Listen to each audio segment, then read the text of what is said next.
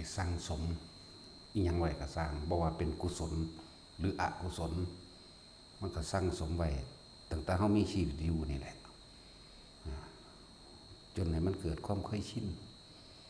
ที่พระพุทธเจ้าทุกพระองค์เพิ่นเน้นมากที่สุดเห็นว่าสัพพะปาปัสสะนั่นอะกรณังกุศลสูปสัมปดานี่สัจจิตะประโยชน์ทัปปนังเอตังพุทธานาสาสนังนี่นั่นแหละเพิ่นว่าให้พวกเฮานั่นนะสั่งสมสิ่งที่เป็นบุญเป็นกุศลให้มากที่สุดให้เกิดความเคยชินอันใดที่มันบ่ดีบ่ต้องไปพยายามกระทำหรือคิดถึงมันบ่อยๆคือเฮาสั่งคนผู้ใดผู้หนึ่งนี่เฮาพยายามสิผลักไสไล่ส่งเฮาบ่เอาเด้เฮาสิต่อต้านออกที่ไหนใดเฮาอยู่กับมันจักบ่ล่ะนั่นเรียกว่าอกุศลบ่มีความสงบหรือเอิ้นว่าเป็นอกุศลบ่เป็นบุญนั่นแหละยิ่งคิดถึงเหมือนกับการตอกย้ำซ้ำเติมเลยคิดถึงคนที่สั่งนะสาบแช่งมันยังไงมันสิตายมันสิเวลามีคนผู้ใดผู้หนึ่งเว้าถึงคนผู้เฮาสั่งร่วมสุผสมโลกน้ำเขาหลดแม้นเขาสิเว้าเรื่องดีของผู้เฮาสั่งเฮาก็สิหาแต่เหตุผลมาขัดง้างขัดอ้างเพื่อให้เกิดความเห็นตรงกันกับเฮาว่ามันเป็นตาสั่งแบบนี้แบบนี้เลยนั่นแล้วที่จริงคืออยากให้มันตายอยากให้มันชิบหายอยากให้มันมีที่ไหนใดนั่นแหละคือการตอกย้ำซ้ำเติมญาติมันลืมสัญญาในขณะที่คุยที่เว้าเนี่ยอารมณ์เกิดพุ่งมันนั่นแหละ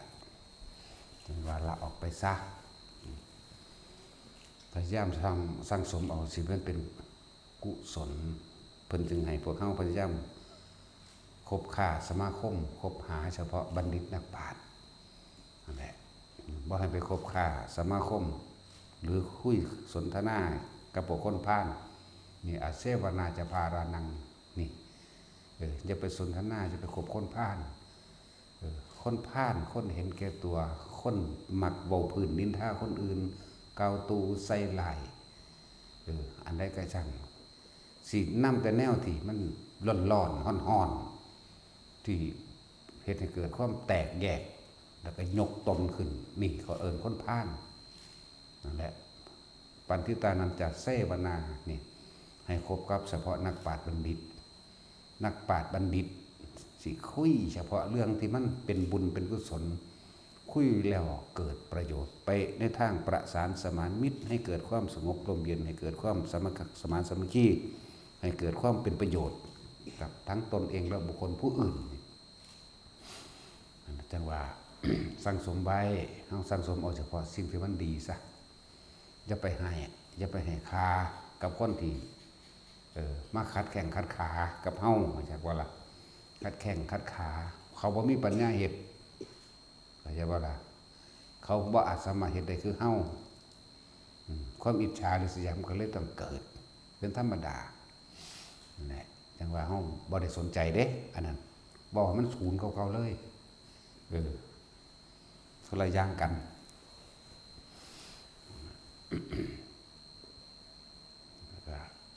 คือสิ่งที่พวกเขาบ่ควรประมาทพวกเขาบ่ควรประมาทคำว่าอัปปมาโทคือบ่ให้ประมาทนี่พระเจ้าเว้าเน้นไว้ขนาดเด้เพิ่นเปรียบร้อยเท้าสัตว์ต่างๆไหลมาเลยจนว่าฮอดร้อยเท้าสัตว์ต่างๆที่ใหญ่ที่สุดคือรอยเท้าช้างการใช้หรือการดำรงชีวิตที่มาหมดทั้งหลายนี่พวกเธอทั้งหลายไม่ควรประมาทพวกเธอทั้งหลายพึงสั่งสมสิ่งที่มันเป็นกุศลเอาไว้เถิดนี่มันจะเกิดกลายเป็นกำลังตัวเรื่องบารมีนั่นเองบารมีในการให้ทานเรื่องว่ากำลังภายนอกคือกำลังทานนี่กำลังภายนอกที่เป็นเครื่องอาศัยของกายต่อไปในภายภาคหน้าอาหารยารักษาโรคเครื่องนุ่งห่มที่อยู่อาศัยตลอดทั้งเครื่องอำนวยความสะดวกต่างๆสารพัดช่วยอะไรได้ให้อะไรได้ทำอะไรได้ให้ทำสิ่งนั้นนั่นแหละสร้างสมมันจะเกิดกลายเป็นกำลังภายนอกคือคนที่มีครบทุกอย่างบัดนี้เกิดมาหม่องใดก็ช่างมีแต่ความอุดมสมบูรณ์อาหารก็บ่อึดบ่อยากเครื่องใช้แม่สอยขี้ดินขี้ดอนเลื่อนซ่านบ้านอยู่ ตลอดทั้งเครื่องประดับประดาเสื้อผ้าแพร่จากไปทั้งใดก็ไปได้ง่ายและสะดวกนะนั่นแหละเรื่องว่ากำลังภายนอกกำลังทางกายกำลังทางวาจาคือเป็นคนที่พูดจริงทำจริงอันใดเฮ็ดบ่ได้บ่เว้าบ่ละปากนี่ก็แม่นพูดจริงทำจริงคือพูดตามความเป็นจริงนั่นเองสิเว้าเรื่องใดก็สร้างแต่เอาความจริงมาเว้าบ่ได้หลอกลวงบ่ได้ยกอ้างบ่ได้เสแสร้งบ่ได้แต่งเรื่องขึ้นมาเพื่อนะบ่มีการแต่งเรื่องขึ้นมาเพื่อเว้าแต่ความจริงตลอดเนี่ยแล้วมันก็กลายเป็นอุปนิสัยเรื่องว่าบารมีทางใจเต็มเขาอยู่ในสัญญาใจเขาเนี่ยนั่นแหละบารมี3กายวาจาใจแล้วก็เพื่อเริ่มว่าใจหรือจิตก็ว่าทุกสิ่งทุกอย่างสรรพสิ่งร่วมอยู่ในจิตเอานะอย่างสั้นแหละแต่ว่าอย่าพึ่งประมาทอีกอย่างหนึ่งการทรงความคิดเห็นไปเพื่อวิจัยวิจารณ์ผู้อื่นนี่ประมาทหลายเด้ส่วนมากจะไปวิจัยวิจารณ์ในทางที่บ่ดีเนาะนั่นแหละบ่ควรประมาท4อย่างนี่ไม่ควรประมาท1เยาวกษัตริย์เขาเห็นมันลูกกษัตริย์นี่เป็นเด็กน้อยขวบ2 ขวบเขาสิล้อเล่นเขาสิตีหัวเขาสิอิหยังก็แล้วแต่เด้ถ้าผู้ใดผู้หนึ่งเห็นหรือโตเพิ่นเองสั่งให้ประหารเขาได้เลยเด้นะฆ่าเขาได้เลยเด้คือจังซั่นแล้วนี่เรียกว่าบ่ควรประมาทเยาวกษัตริย์แม้มีอายุเพียง1 ขวบมันธรรมดาเด้2 งูพิษอย่าประมาทว่าจะกัดบ่ตายเด้เพิ่งออกจากไข่มาใหม่ๆนี่แหละเอามาเล่นมาหัวกัดเข้าหันตายได้เหมือนกันนั่นซั่นแล้วนี่3ไฟอย่าประมาทว่ามันน้อยเหมือนกับไฟที่ไม่ขีดเท่าเองหรือไฟแช็กเขาถือไปหน่อยนี่แหละสามารถเผาบ้านเผาเมืองได้หรือหัวไม่ขีดอันเดียวไปฉีดจวดแม้สะเก็ดไฟเพียงนิดเดียวกระเด็นไปถูกที่มีเชื้อไฟบึบขึ้นเอายากเลยบักใหญ่ใหม่ชิบหายเลยที่ภิกษุสามเณรแม้บวชใหม่เพียงวันเดียววะนะบุคคลประมาทเด้บวชมือเดียวเป็นอรหันต์ก็มีได้ล่ะเดี๋ยวว่าในตำราก็มีอยู่นั่นนะนั่นแหละที่บ่ว่าแต่อรหันต์ก็เอาโสดาสกิทาคานาคามันนี่ก็ได้ก็พอแห้งแล้วเพราะกำลังของพระอริยะเจ้าผู้ไม่เบียดเบียนบุคคลผู้อื่นมันพอแห้งเลยเป็นคนที่มีคุณต่อโลกเฮาคิดเฮาอาจจะคิดถึงคุณต่อโลกบ่ออกว่าคุณแบบใดเพิ่นบ่ฆ่าสัตว์เพิ่นบ่ลักทรัพย์ประพฤติผิดในกามเพิ่นบ่โกหกบ่ได้บ่ดึงทรัพย์ทรัพย์สินไม่ดื่มสุราหรือไม่อะไรเครื่องดองของเมาตลอดทั้งสนับสนุนส่งเสริมให้ผู้อื่นดื่มให้ผู้อื่นกินให้ผู้อื่นเมาทำให้เกิดเสียสตินั่นตัวสำคัญมันเลยเด้อันตัวเมานี่คือเสียสติเด้และอริยะเจ้าตั้งแต่โสดาขึ้นไปก็ดีจึงว่าบ่ให้ประมาทแล้วก็หลายอันหลายอย่างในความประมาท2 คนบางคนเพิ่นก็บำเพ็ญบารมีเป็นสาวกของพระเจ้าองค์ใดองค์หนึ่งเลิศไปในทางเฉพาะตนอย่างหนึ่งอย่างยกตัวอย่างเช่นพระโมคคัลลาพระสารีบุตรพระอานนท์พระโมคคัลลาปรารถนาความเป็นผู้เลิศฤทธิ์พระสารีบุตรปรารถนาความเป็นผู้มีปัญญากว้างขวางพระอานนท์ปรารถนาความเป็นผู้มีอุปถากอันดีงามรู้จักการรู้จักเวลาทั้งสั้นแหละแต่ละองค์เขาบ่รู้แต่คนเรานี่ส่วนมากก็มีแต่ทำความดีแหละบางคนก็ปรารถนาความเป็นปัจเจกภูมิเห็นปะเสียสละหมดแหละปัจเจกพุทธะมันนี่อยากเป็นพระพุทธเจ้าประเภทที่2อันนี้เป็นปัจเจกจังสิก็เสียสละมักให้ท่านแนะนำคนมาฟังธรรมอย่างก็แล้วแต่เฮ็ดไปเบิดนั่นแหละบางองค์เพิ่นกับมหาโพธิสัตว์ใหญ่เลยแหละปรารถนาความเป็นพระพุทธเจ้าอันนี้เป็นคนที่พวกนี้วิสัยของพระพุทธเจ้านิสัยอุปนิสัยการกระทำคำพูดว่าอุปนิสัยหรือวิสัยนั่นหรือนิสัยมันก็อุปนิสัยมันนี่ทั้งหลายแล้วนี่เป็นของที่พวกเฮารู้บ่ได้ ดูบ่ได้ก็แล้วกันนะเป็นของที่ยังถึงยากเป็นของที่เข้าใจยากเป็นแล้วก็เป็นคนเฮ็ดอีหยังที่ยากอีกยากพวกนี้นั่นแหละจังว่าตอนนี้เฮาน้อมเข้ามาโหลดเฮาสิไปดูถูกเฮาสิไปหมิ่นประมาทเฮาสิไปยุ่งยากอีหยังกับผู้อื่นเนาะนี่เว้าถึงเขาเจ้าเป็นคนขึ้นไปซะก่อนบัดนี้แต่สิพูดถึงว่าการประมาทการกล่าวตู่การใส่ร้ายหรือทำความไม่พอใจแม้กระทั่งสัตว์อย่างเช่นเฮาไปดูถูกหมาจังซี่เฮาโมโหให้หมาจังซี่เฮาเก็บอารมณ์นั่นมาเสือกตายในอารมณ์ที่กำลังโมโหให้หมามันก็ยังลงนรกแล้วโมโหให้หมาโมโหให้ไก่โมโหให้ปลาให้ดินฟ้าอากาศแม้กระทั่งว่าไปเตะเสาเหล้าไปเตะขางเหล้าไปหัวส้นขางเหล้าโมโหอันนี้ก็ยังลงนรกแล้วแหมมันธรรมดามันตายตอนนั้นมันลงบ่รู้แล้วโมโหนั่นซะแล้วนั่นแหละเพิ่นว่าเพิ่นเน้นย้ำตรงว่าอย่าใส่ชีวิตแบบประมาทเด้อให้พากันสั่งสมสิ่งที่มันเป็นบุญเป็นกุศลซะให้ทานมั่งสวดมนต์มั่งรักษาศีลมั่งอิหยังก็ว่าไปเพื่อให้มันเกิดกลายเป็นกำลังไปในภายภาคหน้าแม้นมันบ่ได้ชาตินี้มันก็ย่างอยู่ในทางไปทางตรงแล้วบ่ตกบ่ลมบ่ออกนอกลู่นอกทางนั่นแล้วอันนี้คือจังเฮานี่แหละที่พากันมาคอยสั่งสมไปทรงชาติเจริญชาติอานาปานสิไปให้ทานวัตถุสิ่งของใดก็ให้ไปบ่มีแนววัตถุสิ่งของให้ทานก็ให้กำลังเป็นทาน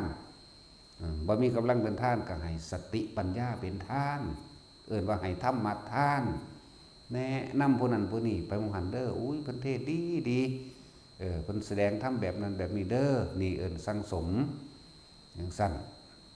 แต่การต่อไปในภายภาคหน้าการบรรลุธรรมของคนเป็นอย่างจริงต่างกันบางองค์บรรลุธรรมอย่างรวดเร็วบางองค์บรรลุในขณะที่น้อมจิตเพื่อที่จะฟังธรรมเรียกว่าบรรลุด้วยการฟังก็มีใช่บ่ล่ะเพราะว่าเขาจะสั่งสมไว้แล้วใช่ว่านี่บรรลุด้วยการแสดงธรรมก็มีคนผู้นั้นบ่ทันบรรลุหยังคนผู้แสดงธรรมเข้าใจว่าล่ะบ่ได้บรรลุหยังแต่ว่าเพิ่นนำคำสอนต่างๆออกมาจากไตรปิฎกมั่งออกมาจากการทรงจำนั้นนี่มาแล้วเพิ่นกับพยายามที่แสดงธรรมขยายขอความธรรมต่างๆขยายไปเจ้าของบรรลุเองเข้าใจว่าล่ะบรรลุในขณะที่แสดงธรรมนี่บางคนบางกับบรรลุเพราะการได้ยินได้ฟังธรรมบรรลุด้วยการทำสมาธิภาวนานี่อันที่3อันที่4บรรลุด้วยการทำความเห็นให้ตรงตัวนี้สิอธิบายฟังว่าทำความเห็นให้ตรงเป็นยังไงสัมมาทิฏฐิสัมมาสังกัปโปวาจากัมมันโตอาชิโววายโมสติสมาธิพวกนี้บาดสิตายสุดท้ายบรรลุขออย่าวันมีความเห็นถูกต้องตามความเป็นจริงไม่ได้เชื่อสิ่งศักดิ์สิทธิ์ไม่ได้เชื่อวันเดือนปีเกิดไม่ได้เชื่อใดๆทั้งสิ้นเชื่อธรรมเชื่อกรรมเชื่อกรรมตามผลของกรรมนี่คือเชื่อตามความเป็นจริงเข้าใจว่านี่เห็นตามความเป็นจริงแบบนี้คิดก็ตามว่านี่สัมมาสังกัปโปดำริคือการคิดในขณะที่ตาหูจมูกลิ้นกายพวกเข้ากระทบสัมผัสแล้วความคิดแต่ถึงกับความจริง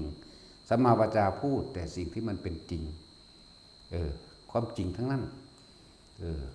สัมมากัมมันโตสัมมาอาชีวะประกอบอาชีพสุจริตพร้อมมิจฉาวานิชาอาชีพที่เป็นเครื่องขวางพระนิพพานบ่เฮ็ดเลิกเด็ดขาดนี่นั่นแหละสัมมาอาชีวะสัมมากัมมันโตการกระทำหยังก็แล้วแต่ล้วนแล้วแต่ทำตามความเป็นจริงคำว่ากระทำตามความจริงบางคนกระทำการบูชายันบวงสรวงเพื่อให้สิ่งศักดิ์สิทธิ์นี่คือมันบ่มีแล้วมันดีแต่ขอแรกแล้วเข้าใจว่ามันบ่มีเด้กระทำนี่กระทำนั่นที่เกิดเห็นผลจริงได้การกระทำของตนตามความจริงสัมมาวาจาโมขะความเพียรชอบมีความเพียรตามความเป็นจริงบ่ได้พยายามที่สิบ่เป็นผลสำเร็จแน่ พยายามที่สิสวดมนต์ขอร้องอ้อนวอนเพื่อให้สิ่งศักดิ์สิทธิ์มาดลบันให้บ่มีพยายามทั้งกายทั้งวาจาทั้งเจ้าของเองเลยเข้าใจว่านี่พยายามเหตุไปสักวันหนึ่งก็ต้องสำเร็จจังซี่แหมบ่แม่นพยายามที่สิสวดมนต์ขอร้องอ้อนวอนจังซี่นะนั่นแหละจะเกิดกลายเป็นสัมมาสติสิระลึกได้บัดนี้ระลึกตั้งแต่สัมมาทิฏฐิสัมมาสังกัปโปวาจากัมมันโตวายโมจนถึงสัมมาสติระลึกความผิดพลาดผิดถูกหรือจริงหรือไม่จริงเพียงประการใดนี่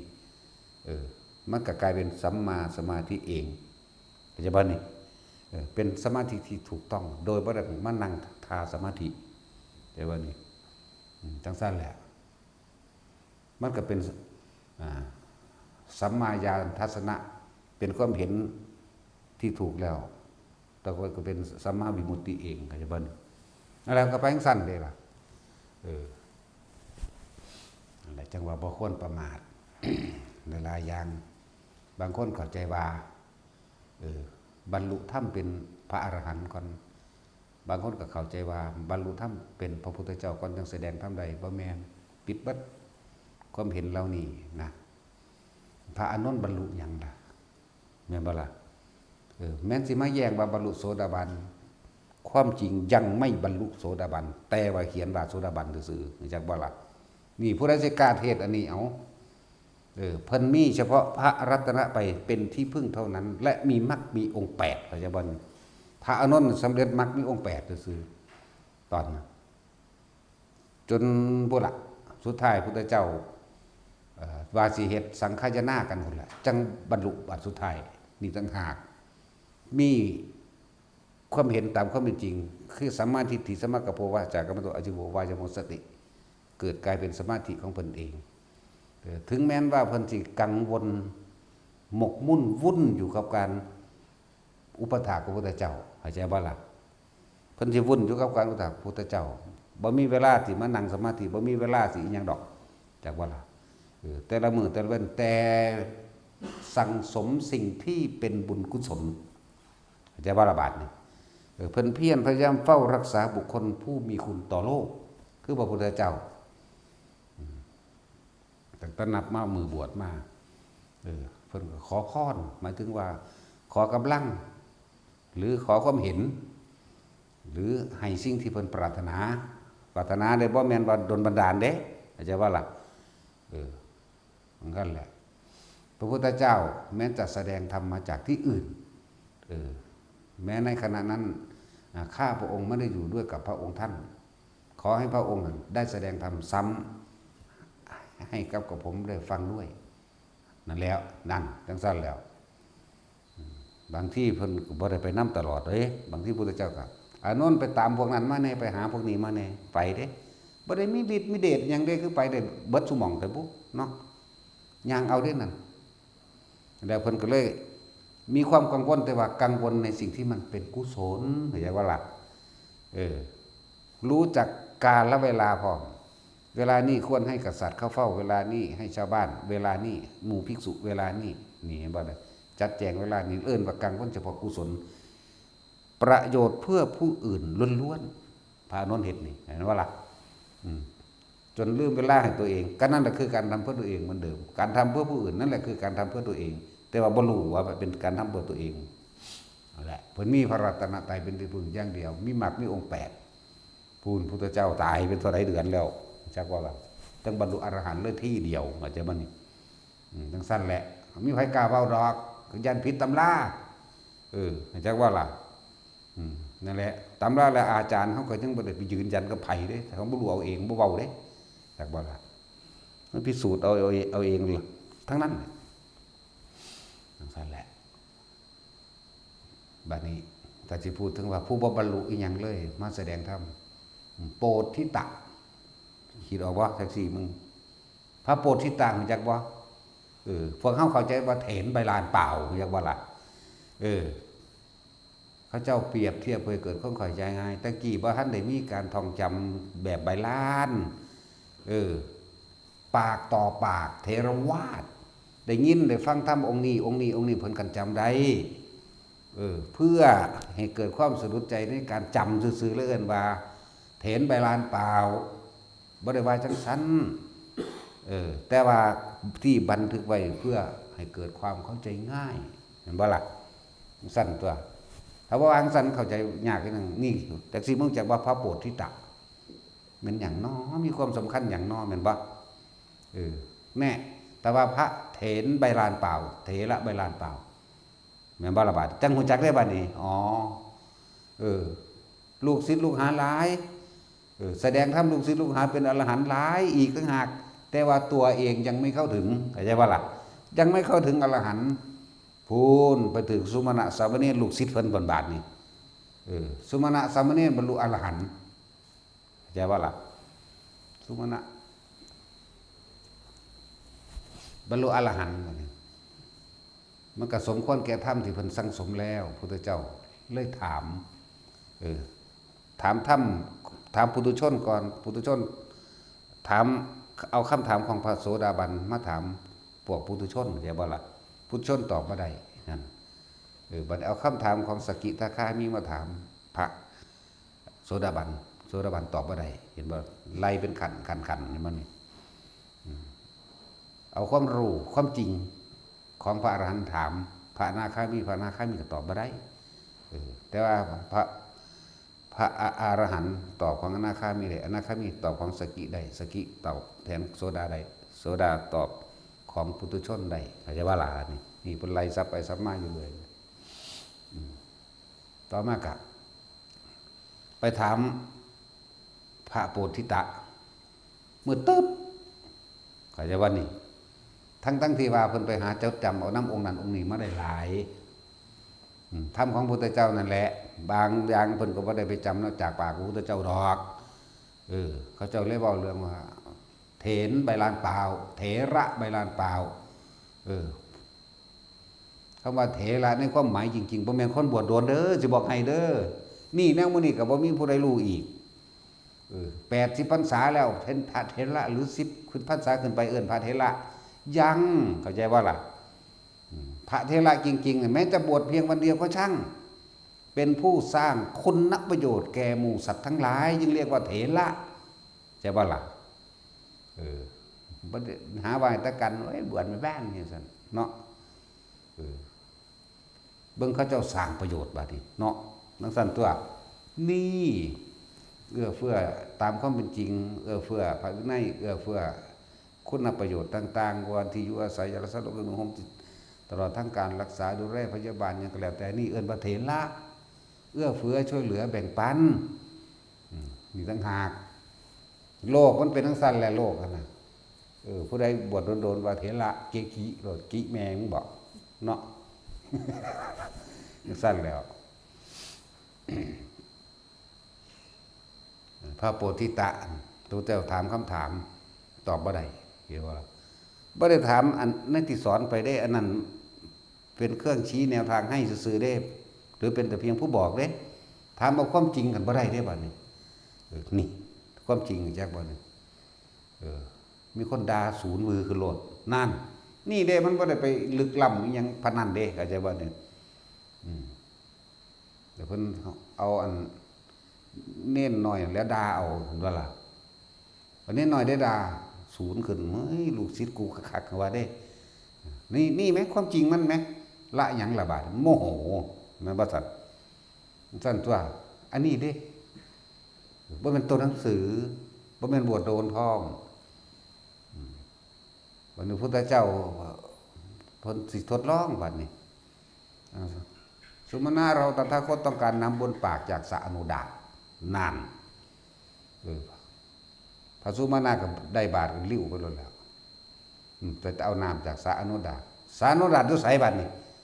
จักบ่ล่ะอยู่สวรรค์สันตตุง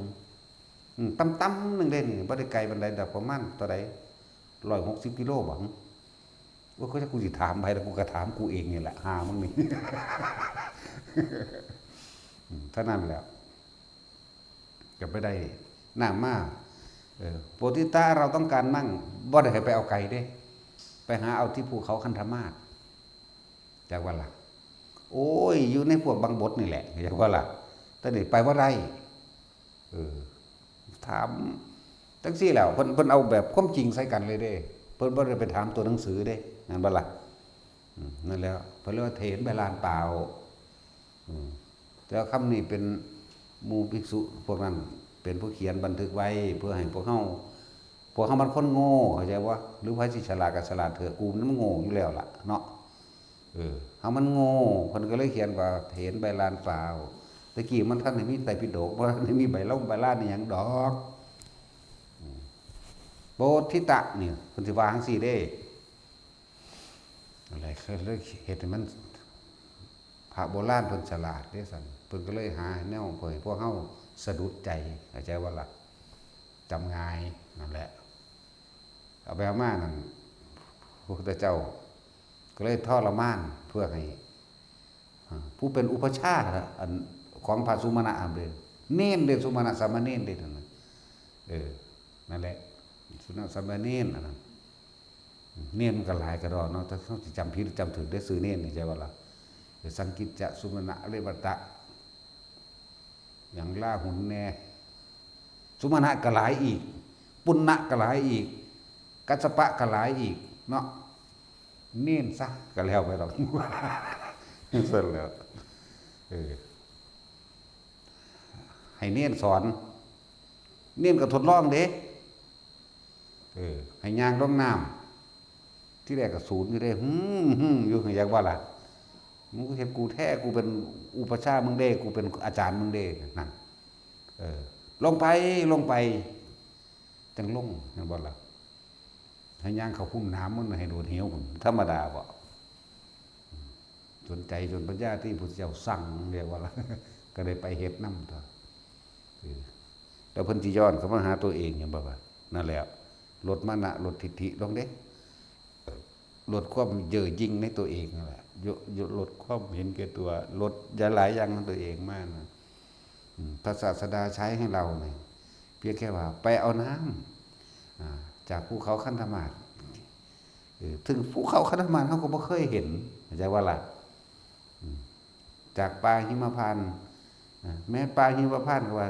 เลื่อมกันอยู่ในโลกเราก็ยังทำไม่ได้นี่เพิ่นยอมเห็นบ่นี่แต่ว่าสุมาณะสามเณรนั้นกลับไปเอาน้ำยุสะอโนดาตยุสวรรชันสตุมกลับไปได้ซึ่งสะอโนดาตเฮาก็ได้แค่จำเอาจากผู้นั้นผู้นี้แค่นึงแน่ซึ่งบ่เคยเห็นความจริงนั่นเพิ่นยอมเห็นบ่นั่นยอมลงมาสมควรตายแล้วล่ะเฮาเข้าใจว่าสมควรตายแล้วล่ะเฮาขึ้นชื่อว่าเป็นอุปชฌาย์ขึ้นชื่อว่าเป็นอาจารย์ขึ้นชื่อว่าเป็นพระผู้มีอายุมากขึ้นชื่อว่าผู้ใดก็เอิ้นว่าเถระมั่งท่านอุปชฌาย์มั่งเอาอาวุโสมั่งพันเตมั่งก็แล้วแต่ทั้งสิ้นแล้วสมควรตายแล้วล่ะจักสิอยู่เฮ็ดหยังตัดสักยะทิฏฐิเข้าใจบ่นั่นน่ะเพิ่นสอนกันแบบนี้ไหมลักษณะนี้ได้ล่ะจิตมันร่วมอยากบอกมันร่วมของมันพิจารณาวาบเดียวกับบรรลุอรหันต์ได้จังเข้าใจอยากว่าบัดนี่จังสิเป็นของจริงน่ะอันทองได้ละลายมันทองมาโลดวะเนาะจังว่าเฮาก็บ่ได้ค่าให้ค่าหรือใจร้ายนั่นกับคนที่บ่รู้หยังดอกนะแต่เฮาเพียงแต่เตือนคนที่บ่รู้ว่าบ่ควรประมาทภิกษุแม้บวชเพียงวันเดียวแล้วก็ความเห็นที่เขาเข้าใจผิดว่าต้องบรรลุเป็นอรหันต์ซะก่อนจังสิแสดงธรรมใดต้องเป็นพระพุทธเจ้าซะก่อนจังแสดงธรรมใดแม่นบ่ล่ะนี่ยกพระไตรปิฎกมาให้ฟังพระโพธิตะเถระใบลานเปล่าอรหันต์บ่ล่ะแสดงธรรมให้ผู้อื่นบรรลุอรหันต์พระอานนท์บ่ได้บรรลุหยังแต่ว่าแสดงธรรมมีผู้อื่นบรรลุอรหันต์ได้เข้าใจว่าล่ะจังซั่นแหละบ่มีฤทธิ์มีเดชอีหยังจังซั่นแหละนั่นแหละหลายองค์เด้ที่แสดงธรรมโดยเพิ่นก็บ่ได้บรรลุหยังเพิ่นก็ฟังมาเห็นบ่พระศาสดาตรัสอย่างนี้กล่าวอย่างนี้จังซั่นตัว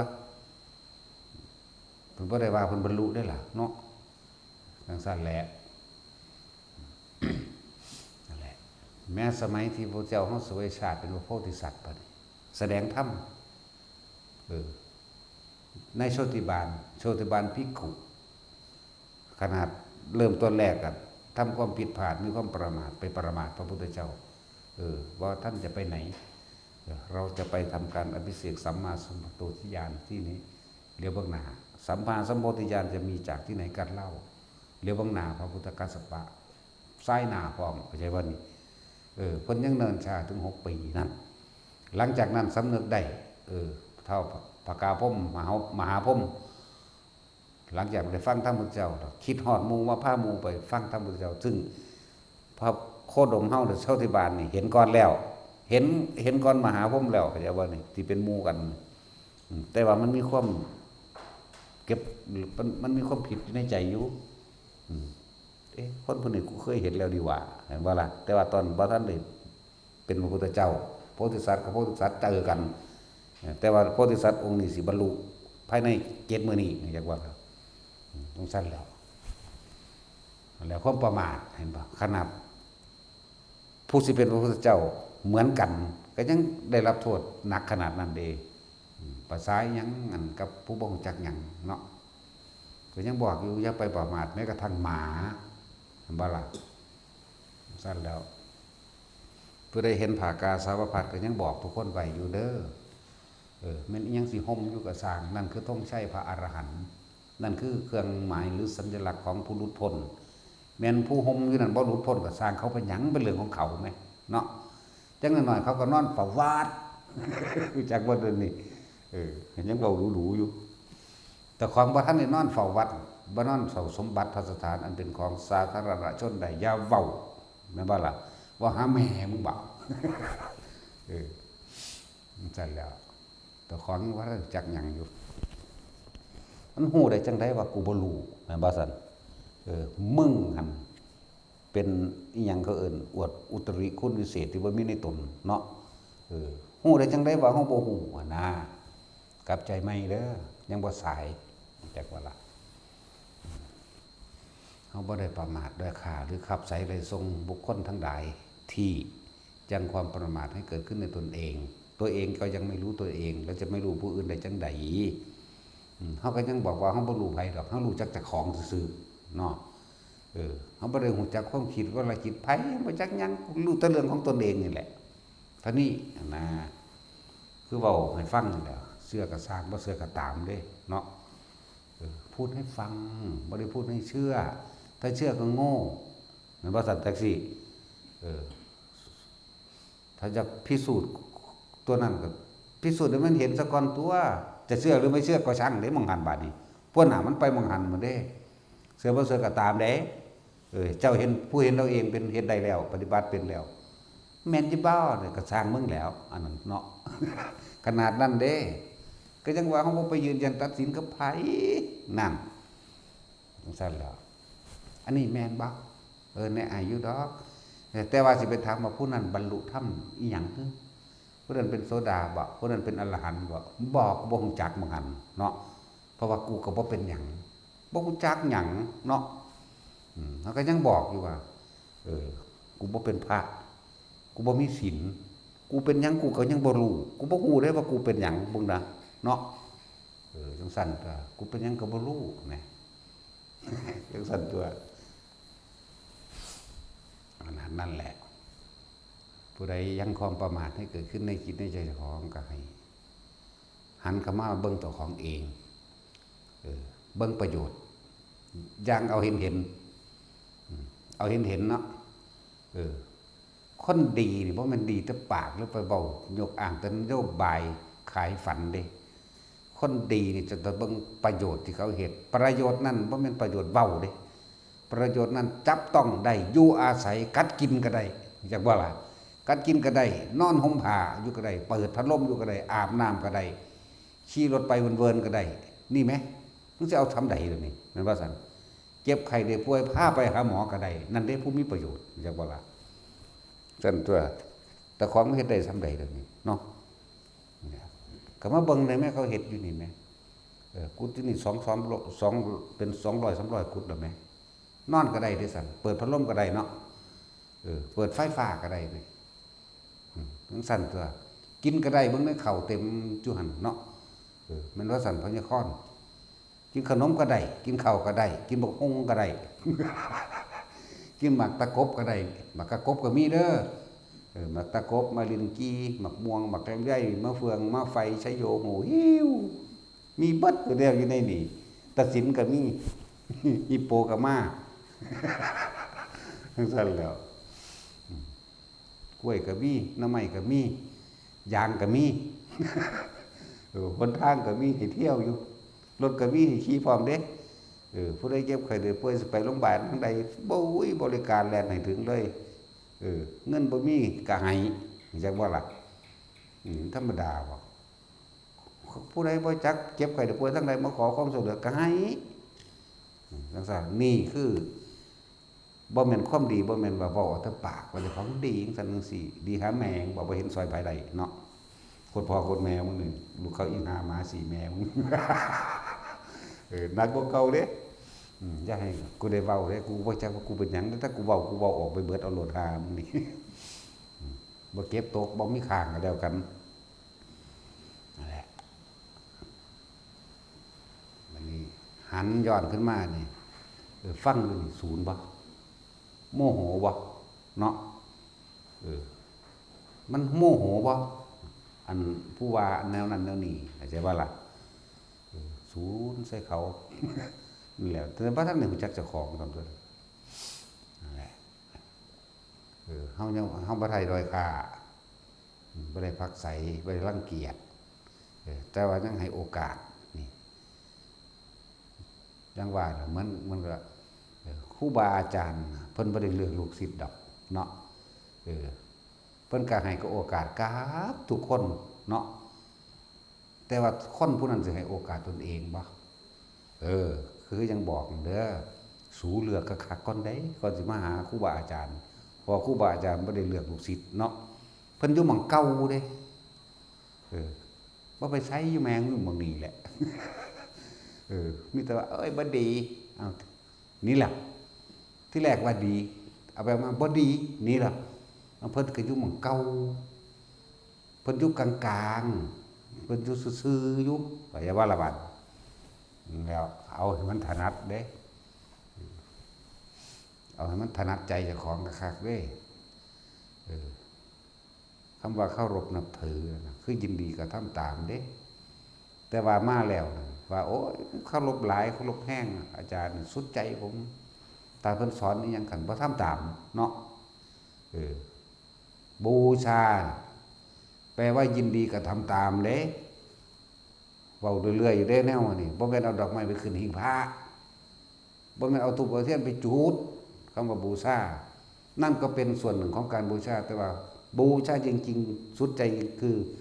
ยินดีกระทำตามด้วยความเคารพนอบน้อมนี่คำว่าบูชามันแปลว่าจังซี่บ่แม่นว่าไปบูชาเอาเหรียญนั่นแน่ตะกุดนั่นแน่บูชาเอาบักปองบักแก้วบักอ่องป้องนั่นน่ะบ่แม่นแบบนั้นจักว่าล่ะไกลเหลือเกินกับความหมายของคนก็คือผู้บ่เป็นคนเบาเนาะ กูบ่เป็นคนได้สูกูบ่รู้จักว่ากูเป็นหยังคือกันก็ยังเว้าคือเก่าอยู่นี่เนาะซั่นแล้วศีลก็บ่มีเป็นคนบ่ก็บ่เป็นพระก็บ่เป็นจักเป็นหามหยังก็บ่รู้ล่ะ ซั่นแล้ว ขนาดคำว่าบูชามันก็ยังบ่รู้จักอยู่บ่มีอันเหรียญให้บูชาบ่เขาว่าเนาะโอ้ยพูดจังได้ผักบักใหญ่พุ่นเอาไปห้อยเอาแบกเอาโลดพุ่นหน้าตัก100 นิ้วพุ่น บ่ต้องบูชาเอาเลยอยากเอาเนาะแต่บูชาก็ยังแปลว่าถือก็ยังเฮ็ดหยังนำบ่ถือบ่เป็นยินดีกระทำตามด้วยความเคารพนับถือยินดีกระทำตามด้วยความเคารพนอบน้อมถ้าเพิ่นสั่งเพิ่นสอนหยังไปบ่เฮ็ดนำมันบ่ได้เอิ้นว่าเคารพนับถือหรือนอบน้อมหยังเด้เห็นบ่ซั่นคือจังเฮาบอกอยู่นี่นะเบิดเข้ามาแล้วให้ศึกษาพระวินัยเด้อให้อ่านพระวินัยซะก่อนเพราะว่าเฮาบ่ฮู้จักหยังอย่าว่าเด้ผู้เพิ่นเขาเจ้าบางองค์เพิ่นบวชเข้ามาบรรลุอรหันต์เลยแต่ว่าท่านได้ฮู้จักหยังเด้นั่นหมายถึงสิ่งนี้ควรหรือเรื่องยังไม่ควรแต่ว่าบ่มีผิดมีภัยกับไผ บ่มีเจตนาแล้วบ่มีเจตนาแต่ว่าการกระทำทั้งปวงนั้นอาจจะทำให้หมู่สัตว์ทั้งหลายได้รับโทษรับกรรมคือคำเว้าจังซี่เอาบางองค์ก็เว้าไปโลดเด้นะอีห่านี่โลดเด้มันก็สั่นจังซั่นโอ้ยพระยังบ่ม่วนเถิดห่าเอ้ยว่าอีกแล้วเลยเกิดตายไปเป็นห่าจังซั่นแล้วบางที่ในการพูดหยอกล้อจังสิก็มีผู้บริสุทธิ์บาดนี้เฮาก็หยอกล้อโดยอารมณ์เจตนาแต่ว่าผู้เพิ่นบรรลุแล้วเพิ่นบ่มีเจตนาเด้เรียกว่าล่ะเป็นโทษกับเจ้าของเองได้บาดนี้นั่นแล้วคือข้าเจ้าเขียนไว้เรื่องนั้นกรรมเก่าของนางคุสตราที่ว่าสมัยภิกษุณีหมู่เดียวกันบรรลุอรหันต์แล้วแหละเลยใส่เพิ่นเห็นบ่ความจริงเพิ่นหล่อเลี้ยงพระปัจเจกเด้ออันนี้มันคนละคนกันนางค่อมอีกคนหนึ่งที่ใส่ภิกขุณีผู้เป็นอรหันต์นี่บอกแม่เจ้าขอแม่เจ้าเข้าใจว่าแต่ว่าเจตนามันมีอย่างวันนี้ตะกร้าอยู่ข้างหลังเจ้าข้าเพิ่นก็เลยค่อมไปเอาจากบ่อล่ะเพิ่นค่อมเห็นหลังก็เพิ่นก้มลงไปจังซี่แล้วเพิ่นไปดึงเอามาจังเอาให้ผู้ใส่นี่เจตนาเข้าใจบ่นี่แต่ผู้อรหันต์เราบ่เจตนาเด้ก็เอาให้ธรรมดาก็เข้าใจอยู่แต่ว่าผู้นั้นมีความรู้สึกแบบรุ่นว่าต้องเอาให้กูเฮ้ยบ่ล่ะนั่งอันนั้นนั่งหญิงค่อมอันนั้นจึงเกิดมาเป็นคนพองค่อมหารอยชาติพุ่นส่วนนั่งขุดชุตราหญิงคนใช้ของนั่งสามาวดีนี่ตั้งหากก็ธรรมดาแล้วพวกเขาจะอาจจะบันทึกผิดก็ได้นั่นบ่ล่ะแต่เขายังบอกผิดได้ผิดก็บ่มีผู้ใดข้อขาดดอกว่าเนาะบ่มีให้ตายดอกบ่มีให้เสียเงินพร้อมเนาะบ่ผิดก็บ่ไม่ได้ทั่วเพราะว่าผิดหรือถูกมันบ่มีดอกเพียงแต่จำซื่อคนผิดซื่อนะครับนางคุดสุตรานี่ไปหล่อเลี้ยนพระปัจเจกพระพุทธเจ้าเพิ่นเฒ่าเคยเห็นนั่นคนชรานั่นไหมนี่แน่เกิดมาศาสตร์นี่ก็ยังว่าเกิดกลายเป็นถาดเขาคือเก่าอยู่ดีตัวยังบรรลุธรรมอยู่มันบ่ซั่นเดินอย่างนี้แหละเนี่ยคนเดินคนนั้นเดินอย่างนี้แหละเฮ็ดงอมไปจักว่าล่ะพระปัจเจกองค์นั้นมันเฒ่าแล้วมาแล้วบัดเพิ่นเหาะนี้เพิ่นจึงตกใจว่าโอ้ตายแล้วกูได้ทำกรรมอันหนักแล้วได้ดูถูกพระปัจเจกองค์นี้แล้วเข้าใจว่านี่นั่นแหละด้วยบุญอันนั้นแหละจังได้มาหลับใส่ถ้ำอยู่นั่นน่ะมาเป็นทาสของนางสามาวดีนางสามาวดีได้แต่งตั้งหน้าที่ให้เจ้าไปฟังธรรมเมื่อฟังธรรมแล้วให้เจ้ามาแสดงธรรมให้หมู่พวกอยู่ในวังอันนี้ฟังนะพวกบรรลุโสดาสกิทาคาไปก็ว่าไปนางคุสตรากับบรรลุเหมือนกันเด้ตั้งสั้นแหละเลยมีหน้าที่แสดงธรรมมีหน้าที่ไปใส่บาตรไปทำความสะอาดตามลานพระกิริยาต่างๆเรียกว่าไปอุปถากอุปถัมภ์อยู่ในสถานที่นั้นวัดนั้นแล้วก็นำธรรมนี่พระคุณเจ้าองค์นั้นแสดงธรรมอย่างว่าขอให้ท่านมาแสดงต่อนั่นคือหน้าที่นางสามาวดีเป็นเจ้านายนางสามาวดีที่นั่งกันยังล่ะกินยังบ่เผาระนาเผาไตทั้งเบิด500นั่นแหละยังงอมาคันธิยะนะซื้อคนเลี้ยวหรือจำยากอย่างไรหัวอีหานี่เนาะมันก็ใหม่ในมหาวิกีหลักดังได้ก็ได้อยู่หรอกอะไรความงามมันที่สแตกได้อยู่ว่าล่ะเนาะมันว่ามันงามประมาทไป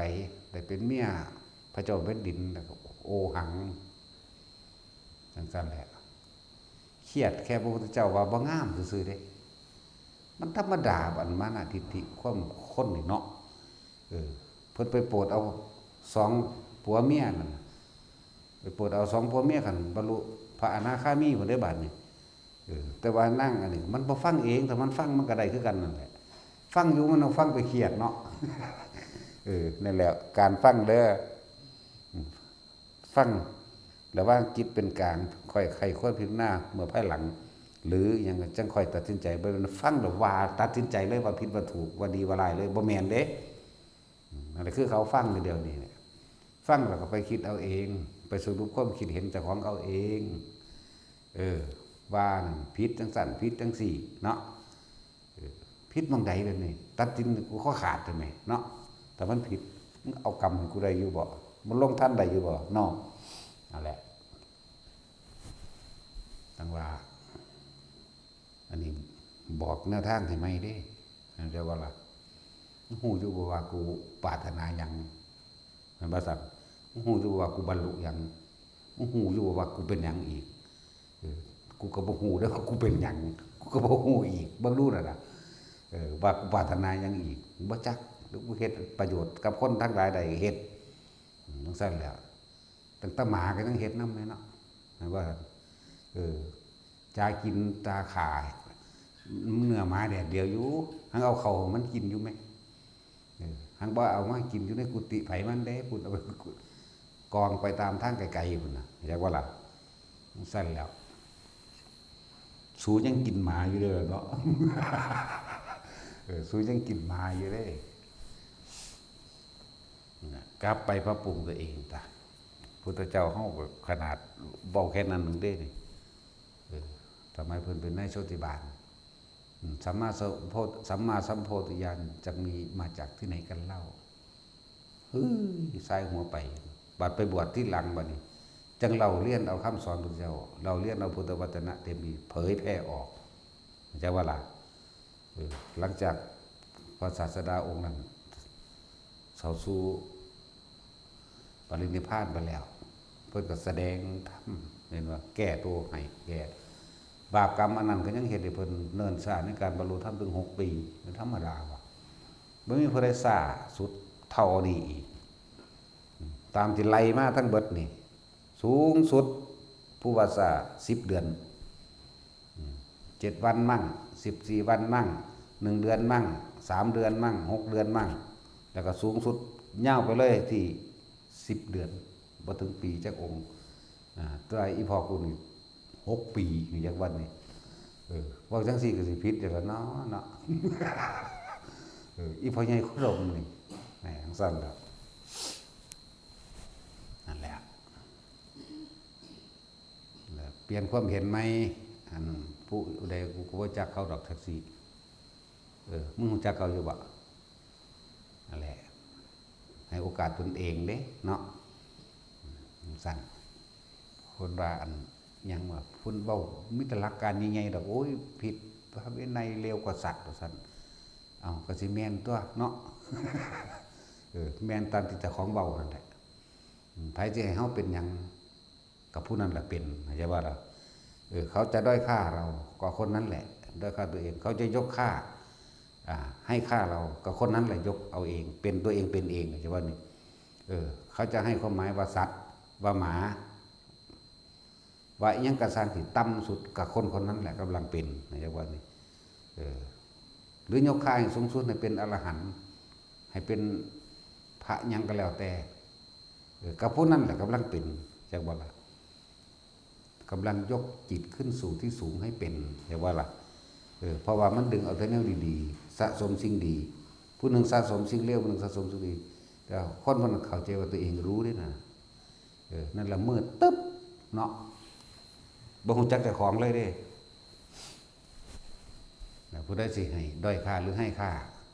ก็นั่นแหละคือคุณค่าของบุคคลผู้นั้นเห็นว่าล่ะส่วนเรานั้นไร้ค่าบ่มีค่านี่บ่มีค่ากับหยังเลยจังสั่น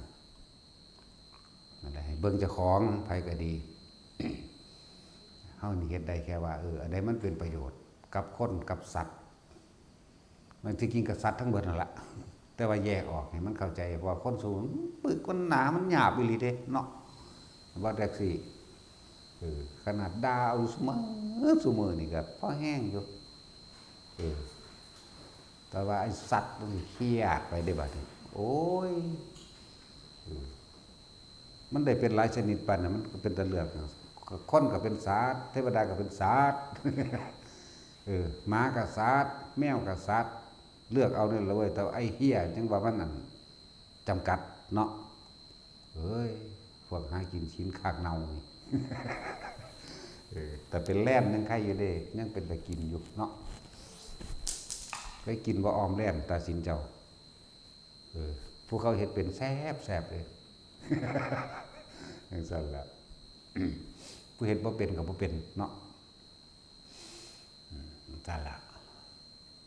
มันก็ไปด้อยค่าวันนี้อยากด้อยนั่นว่าล่ะกูบ่ได้เป็นหยังยังว่าอยู่กูบ่จักจังว่าบอกให้ฟังแต่ละคนการที่เขาไปให้ค่าบุคคลผู้อื่นเป็นในทางใดก็ช่างขณะนั้นเรากำลังเป็นเองให้ค่าพระอรหันต์ได้ดูตัวบอกเจ้าก็เลยจักบ่ล่ะผู้นั้นก็หันผู้นี้ก็หันเจ้าของก็จิตใจเย็นสงบลงเองตัวแม่นบ่สร้างสมสิ่งที่มันเป็นกุศลไหมเพิ่นก็ยังบอกอยู่พุทธเจ้าทุกพระองค์เด้บอกพุทธศาสนานี่เป็นคำสั่งสอนของพระพุทธเจ้าทุกพระองค์อีกนะนั่นแหละพุทธศาสนานี่คือคำสั่งสอนของพระผู้มีพระเจ้าทุกพระองค์พร้อมสังสมเอาตัวเนาะขนาดเห็นผ่าเหลืองเพิ่นก็ยังให้นั่นคือธงชัยแห่งพระอรหันต์เป็นสัญลักษณ์ของบุคคลผู้หลุดพ้นแล้วนะไหว้ศรัทธานุสาลีมีเด้ในสมัยพุทธเจ้าเฮาก็ดีแจ้งว่าเอาศรัทธาเป็นที่ตั้งบ่เคยเห็นพุทธเจ้าจักเถื่อได้ยินแค่แว่วๆว่าพระพุทธเจ้าเกิดขึ้นแล้วพ้นห่มผ้ากาสาวพัดแบบนั้นแบบนี้สีนั้นสีนี้ฟังสืบต่อกันมาบักหลายเข้าใจบ่นี่ผู้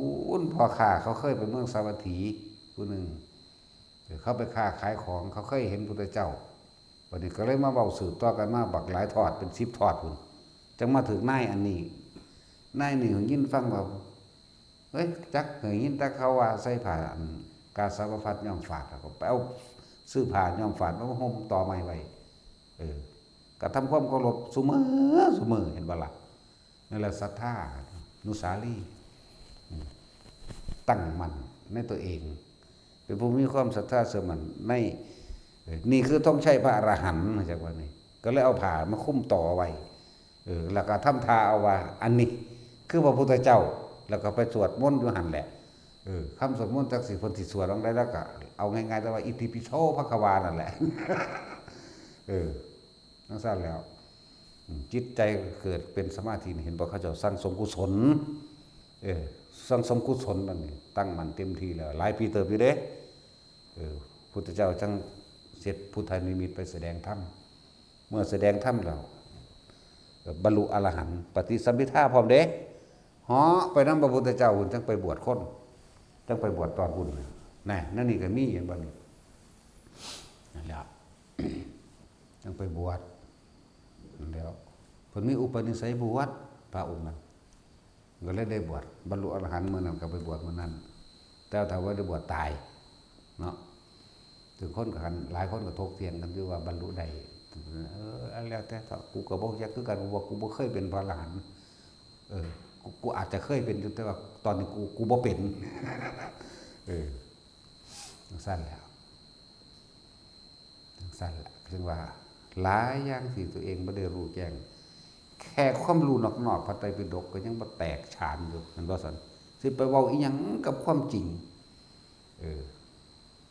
ว่ามึงเคยเห็นน้ำมันโคยานทวีคือกูบ่ได้นี่กูไปดิบๆนี่เด้